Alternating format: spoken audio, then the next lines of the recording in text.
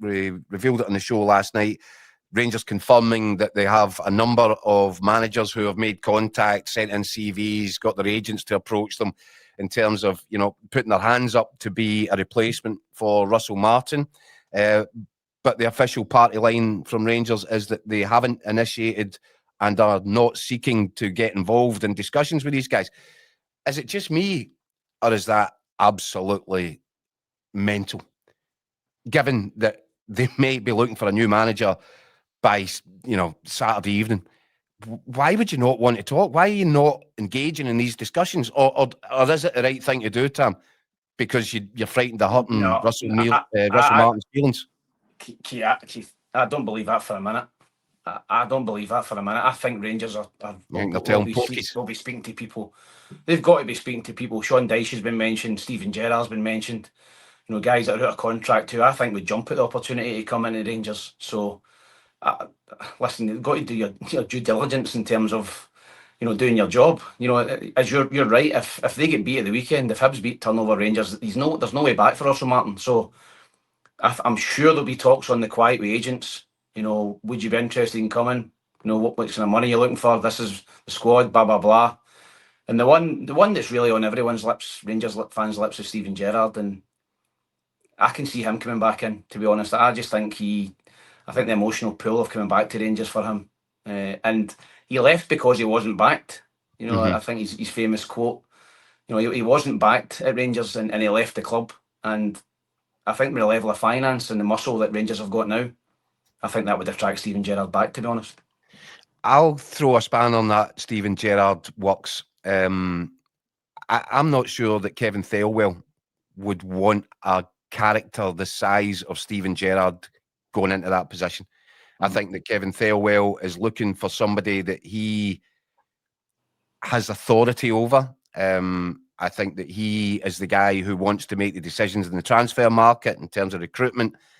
I'm just not sure that would be a fit. I think in order for a Steven Gerrard to go back in there, I'm not sure that Kevin Thelwell would be there as a sporting director. Certainly, I don't think he would approve it. Do you not think that would be a problem in that setup, Tom? Yeah. No, listen, I think when you look at it, obviously it's a different setup. I think that obviously Ross Wilson was there when Steven Gerrard was there, but I think, you look at the signings that Rangers have made. Shermeti, for example, from Everton, that is a Thelwell signing. There's no doubt about that. He's brought him in. And it fails the smell test, doesn't it?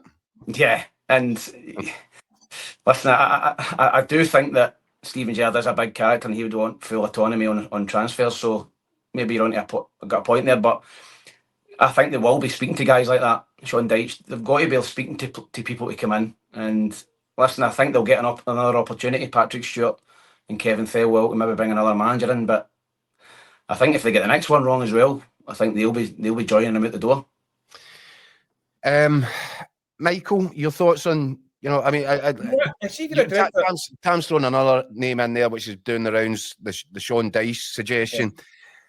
Yeah. What mental gymnastics need to get performed for you to say, just a couple of months ago, blue sky thinking, we want a new modern vibe, we want a manager that plays modern, attractive, reinventing the wheel football, and then go straight to Dyche ball? How did we get there?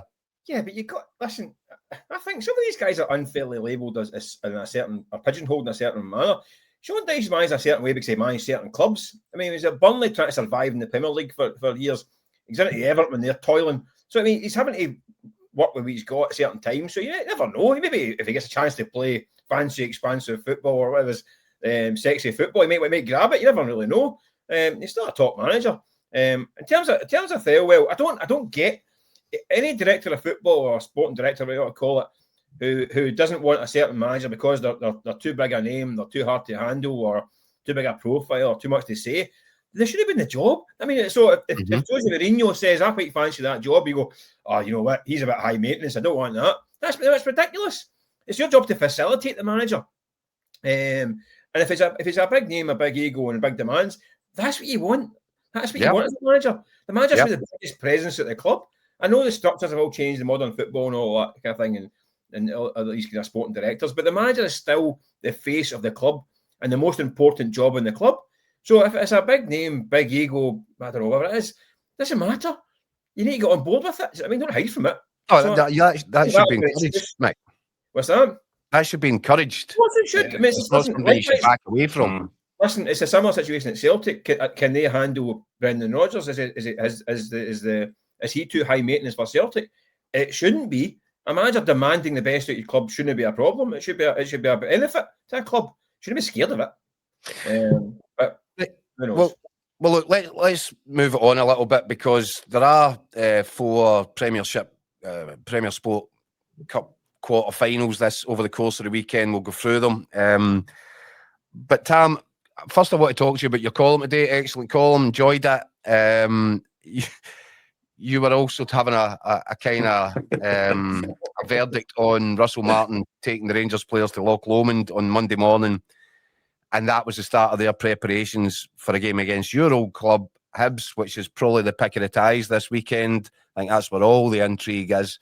If you're in that Hibs dressing room right now, you're rubbing your hands, you know? Yeah, I think you are. I think you're sensing a real weakness in Rangers at the minute.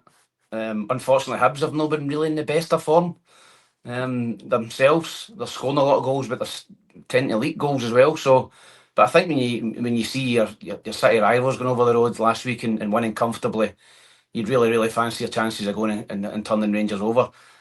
I don't think there's going to be a full house there. I think there's going to be protests outside the game. It's going to be a real poisonous atmosphere for the Rangers players, which I think Hibs can capitalise on as well. So I think the first goal in any game is big, but I think in this game, particularly at the weekend, I think if Hibs get it, I think you'll hear a crescendo of boos similar to last Saturday at Ibrox by Hearts. So the bookies have still got Rangers' favourite odds on, and they're rarely wrong. But I see somebody posting there, Hibs have good odds at around about 3-1. So listen, I wouldn't put anyone off putting a wee fiver on Hibs at that price, but I think they can go there with confidence, but I'm still a wee bit concerned with Hibs defensively. They seem to be leaking goals. They're good going forward.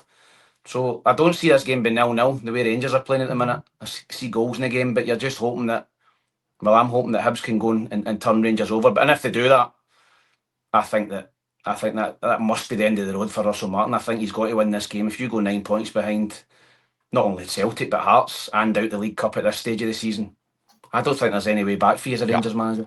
No.